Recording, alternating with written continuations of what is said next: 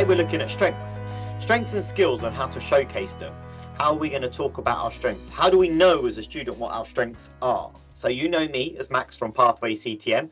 I am the facilitation and engagement lead, but you guys as students, you know me as the person who does a lot of these events and does student support afterwards as well. And the point of this video today is to look at what are strengths? How do we measure a strength? How do we talk about strength? What examples can we use? And when we talk about strengths as well, how do I know what my strengths are? And then what's useful about knowing my strengths? Because then it helps us know our weaknesses. But we'll go through that. So that's me, that's Max, you know me. I have got a volunteer with me today, and that volunteer is Iffy, and they work at Thales. Iffy, give us a little introduction about yourself, what you do, what Thales does, and who you are, really. Okay, thank you very much for that, Max. So my name is Ife Okoli, as you've said. I'm a project safety and environmental manager at Thales. Thales is a company that really champions technological and safe technologies within the aerospace and military and defense sectors.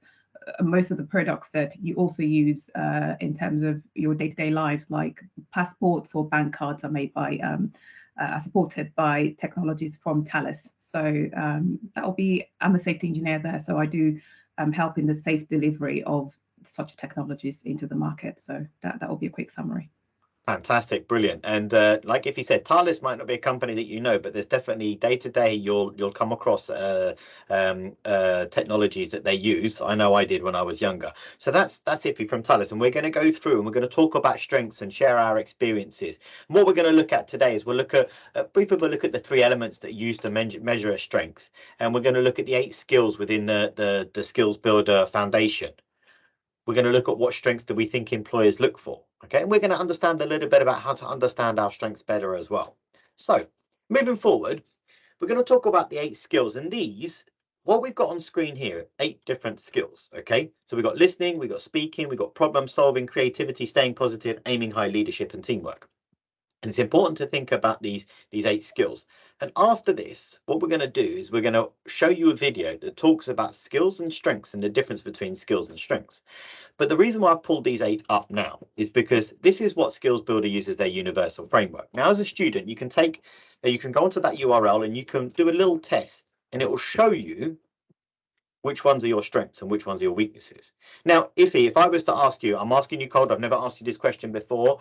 Do you think you have all of these skills, some of them, or do you have some are better than others? What do you think? That's a very good question. I don't believe I have all of it. However, I think quite a good chunk of those are skills that I do have, and the other ones are ones that I have identified that are things that I might need to work hard a little bit, to develop. So cool. Now, when I look at these as well, I know that I don't have all of them. Or actually, let me rephrase that, because I want to rephrase this in a different way, and for Iffy as well. We have them all, but just at different levels. Like, for example, I will tell you now that let's say, maybe my problem solving isn't as high as my speaking, hence why I do this job, because my speaking is very high. My listening is pretty good as well. Creativity is extremely low. I have some level of creativity, like we all do, but mine is very low. But what we want you to understand is that when you look at these skills and when you look at them here, don't be afraid of them and think, man, I have to have all of them because I'm not good at all of these. You don't. If you just said that yourself as well, you have most of them, but you don't have all of them. Which ones out of these would you say you are the most comfortable with? Okay, so the 2 ones there that I'm most comfortable with, problem solving and creativity. So those 2 come naturally to me. So I always find myself in situations where I'm providing those skills within a team or even as an individual. And then some ones that I think might be a little bit, I need to work a little bit on. It's probably my speaking skill, for example, which is one of the things I'm working on through volunteering initiatives as well. So, yeah. Brilliant. So you can see that if he's been honest enough to say what she's good at or what she feels comfortable with. Now, me, I'm very comfortable with speaking. I'm very comfortable with listening. Problem solving, I'm okay with, but it's not as strong as my speaking and listening. My creativity, I'm very uncomfortable with creativity. It's very down low. That's my opinion. Staying positive, mine is extremely high. Aiming high, I'd probably say middle. Okay. And then leadership, it's okay. And teamwork, quite high.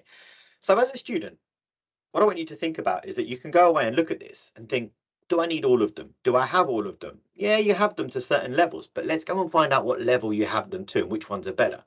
So then what we want you to think about is, what's the point of knowing which ones are high and which ones are low? Now, Ify, I'm going to ask you a question. Again, we haven't rehearsed this, so this is live. Speaking, you said, is one that you're working on, but problem solving and creativity are high.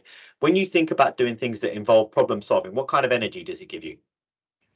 It gives me a very positive energy. I get really excited knowing that this, there is a solution for every problem, is how I think. So yeah, it gives me very high positive energy. Brilliant.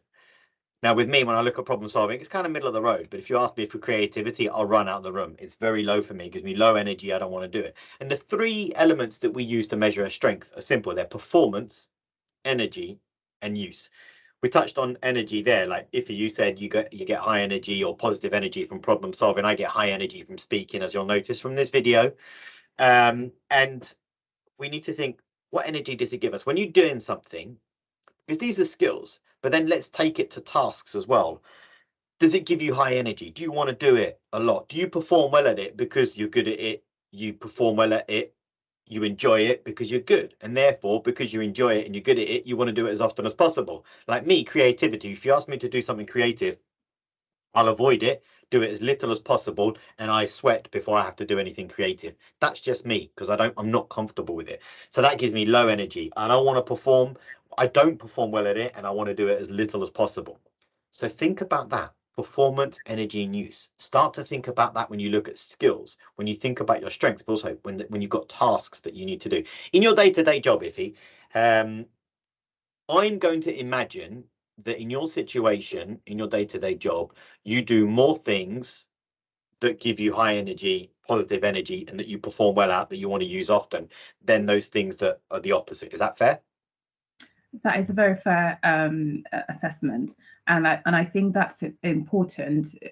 Certainly important. It's been certainly important for me in my career, because as a person within a business, you want to give the best that you can give. You want to make the biggest positive impact that you can make within a business, whether it's to solve a problem. So in my case, it is to solve problems and make sure that we have products that help us do things easier and better and more efficiently. So I try to do a lot more, and my role gives me that opportunity to focus and channel more on the things that I'm truly good at, and where I have positive energy and I'm able to make great impact.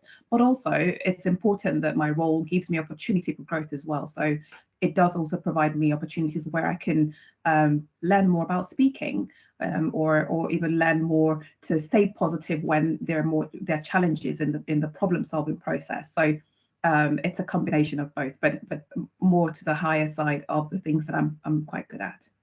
And this is what we want you to think about, students, when you're looking at strengths and skills, and then you're thinking about industries or jobs that you could be doing in the future.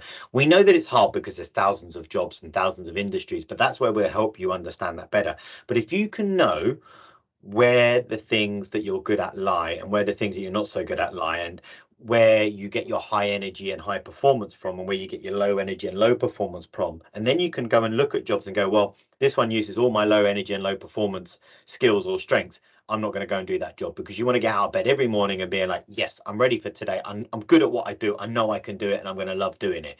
If you're doing the opposite and you're getting out of bed every day going, I don't want to do today because I'm going to struggle, I'm not going to perform well at it, you're not going to do well, and it's going to be a miserable day. Let's put it like that. So important to know these. I'm going to play a video next. This video is talking about strengths and skills in a little bit more depth, because we've talked about skills here. Then we'll look at strengths, and we'll look at, the video will look at the difference between them. And then afterwards, we're going to look at the strengths that employers look for. So watch the video and then let us know what you think. Okay, so now that you've watched that video, strengths and skills have been highlighted to you in a different way, and we've talked about those things that you can do to improve on your skills, to improve on your strengths. What I'm going to do is go forward now and say, what strengths do you think employers look for? Now, when we think about strengths that employers look for, I'm going to bring some up, and I want you to open your mind on this. I've got here things like imagination, positivity, humour. Probably ones that you might not consider, especially considering humour. Positivity, maybe, yes. But then we've also got things like curiosity, reliability, courage, pride, care, and a willingness to learn. But then we have things like speaking up, time management, responsibility, okay, and initiative. Ify, when you look at these strengths, how many of these do you have? Which ones are you comfortable saying that you have? So if I look at these, I can say that I have imagination, because that's very important in my job, but also curiosity to understand how things work and or understand why there is a problem and how we can improve that. So those two are quite good ones. And I mean, another thing that I think is quite important is, and that I think I have, and it's really helped me in my career, is willingness to learn, because there's always something to learn. So those three are the key ones that jump out at me. Brilliant. And if I was to pick mine, I'm definitely positivity and humor. I would say pride. Imagination, not so much. Curiosity, yes. But then the point of these is you're not going to have all of them. And this is a non-exhaustive list. And students, we want you to look at this list and think about, do I have some of these or not? Have some of these surprised me or not? So, for example, time management is a great one that's right there. I'm horrendous at time management. It's improved over the years because these are things that we can improve on by working on them. But I'm still not the greatest at it. If you've got, if you've got a task that requires a lot of time management, you're not going to give it to Max. If you need positivity and humor in the workplace, you're going to ask Max in. Okay, but that's understanding what I'm good at, and that's for my team to also understand what I'm good at. And when we say time management, it's not about turning up to work on time, because I'm always on time. Okay, I always used to be late. Now I'm always early. It's not about that. It's about a project. Ify, I'm sure in your job you're given projects, aren't you, or tasks, and it's like, okay, Ify, we need this done within 2 weeks. The launch date is this date. Is that fair? Do you get a lot of time management tasks? Yes, oh yes, that's very imperative, because the work that we do, we work in collaboration with customers who have a deadline for their own project. So when they give us a support contract or a project to execute, it's within a time-bound space. So time management is very important, because obviously also time is money. So and the business wants to be profitable on each project. So that's one that I have to also use.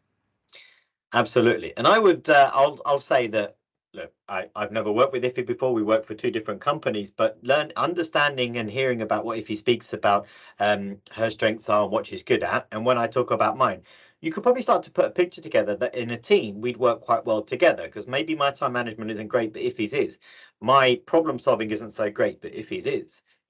So then you start to look at, okay, so these are the strengths that I have and where are my weaknesses. So when I go into the workplace, what kind of things do I need that are gonna complement me? You've got to think that you can't just go into a workplace where everybody has the same strengths and everybody has the same weaknesses, because then nothing will go forward and nothing will get done. I work in a team where those things that I'm not very good at, somebody else is great at, and those things that that person is not good at, I'm great at, and we work well together. That's why it's important to know what your strengths are. That's why it's important to know what your weaknesses are. There's another one here that I want to talk about, which is speaking up. Speaking up isn't just speaking like in the last one. Speaking is about how do you present yourself, how do you communicate, how do you make yourself understood. Speaking up is different. Speaking up is, do you have the courage to say something when you see something is wrong?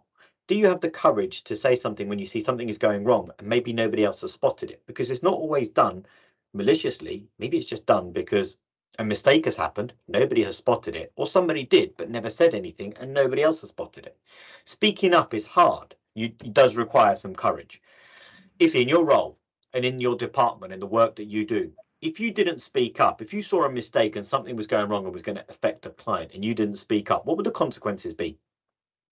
That's a very important question. The consequences would be very catastrophic in my field, because the systems that we design are systems that are used publicly, and so could affect both public people within the public space or even the environment in such a way that could kill or damage the environment. So if I don't speak up with the designs of the system that we produce, an unsafe system can be delivered out there, and the consequences are not good. So that's a very key skill in my field. Absolutely. So you see why it becomes important, and it's something that we want young people to be comfortable with. Speaking up is a good thing, and it's important, and it does take courage, and it is hard, but it is one of the most important things that you can do. Okay, so look, you watched that video about strengths and skills. We've had a look at these different things that show us, or with how we can understand what our strengths are. I've got on this slide, after this video, take this web address away and go onto the government website and answer some simple questions. So that's on the Beta National Career Service. Okay. When you click on that, it will take you through and it give you an example of what your strengths are, what your top strengths are, but also those strengths, what kind of industries and jobs that they align themselves to. And it starts to show you different things. And what we want you to do is have a look, take that URL, and also you can do the skills builder benchmark as well. So you can do these, pause the video, type that into your web browser, go and have a go at those tests, do them. They're really, really good to do, but then analyze them afterwards. What I want you to do is you can download this from our website, and you can have a look at what your top strengths are, what your top sectors to work in on. That beta test will tell you that. Then you have a look for yourself and say, well, these ones interest me. And then what do I want to research more about these jobs or these roles or these industries? So give yourself a little bit of a helping hand in figuring out what you want to do in the future. Now, we're almost at the end of the video. But before we finish, we need to talk about, right, now I know my strengths. How do I showcase them? It's great that I know them. How do I now talk about them? You know, in different situations, you're going to go into an interview or you're going to write a CV. How do I talk about these strengths? How do people that need to know them, how do I get that message across to them? So, Ify, I'm going to ask you some questions. Answer as honestly as you can. Yeah. Thinking back, different roles that you've applied to, you need to write a CV. And you've got it here. Look, CVs, or in interviews, you're going to be asked, and you might say, well, problem solving is a great skill of mine. What would you use as an example? Now, you are in the workplace, so you've done this job before, so you might have different examples. Can you give me some examples that you might have used when you were at school or coming towards the end of your school career and applying for your first job? Okay, so that's a good thing. A good question. When I was applying for my first job, I realized that I didn't have much work experience. Mm-hmm. So I had applied to do a partnership, an internship year, a gap year, and that fell through. So I needed to find myself opportunities on my CV to show that I had actually gone out there to work. So I went and did a lot of volunteering work within the school. Brilliant. As a STEM ambassador. So that was me demonstrating that I had ability to problem solve on my CV. So by the time I put those opportunities on my CV, an employer could tell that, okay, they don't have official work experience, but they've gone and solved the problem by doing something in volunteering. That's a wonderful example. And that's something that I want students to think about. See that example, because at that early career stage, you're not going to have a lot of work. You're not going to have work experience. A company cannot expect you to have work experience. But let's think of those other examples that we've got that shows these different things. And if he's just giving you a great one for problem solving, that is totally a valid thing. Because if they say to you, how do I know that you can solve problems? Well, I'll tell you, I faced this problem. This is how I solved it. And you give an example. It's so totally valid. With that, what we want you to understand as a student, don't worry about the workplace. Worry about your day-to-day life and the things that you've been doing as a student and as a young adult in the last 3, 4, even 5 years. Now, Ify, outside of school, again, I don't know the answer to any of these questions, but did you have any hobbies? Did you have any interests? Did you do other things? I mean, obviously you went to school and you studied, but did you do things outside of school? Yes. So my creativity was something that I was exploring a great deal outside of school. So I am very musical. So I sing in a choir and I lead a choir. Also, at the time I was just singing in the choir. But also I write poetry and I write prose. So that, again, that was a great way to express my creativity. So those are my interests.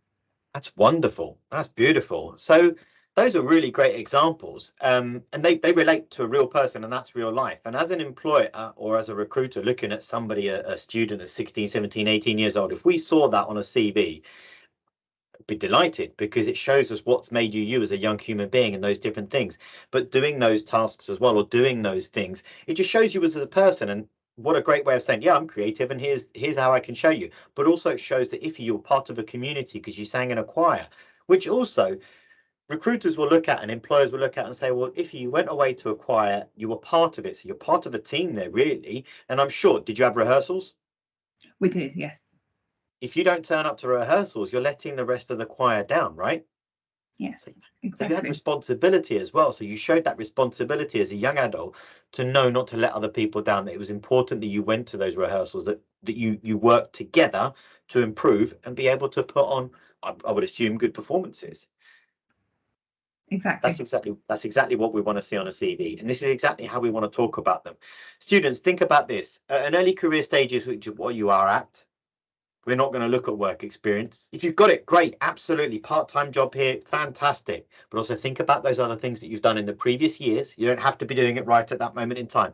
Think about the things you've done in previous years that you can showcase. Think of the examples that Ife's just given you. My examples would be I used to do motor racing, and that was an individual sport, but I also used to volunteer, and I used to work in a coffee shop. I used to do these different things, but at school I was involved in quite a lot of things. I was a prefect. I was involved in the football team, but I did also volunteering work with my school at the local community centre. And it's these things that show those different bits that you do. I used to learn a musical instrument as well.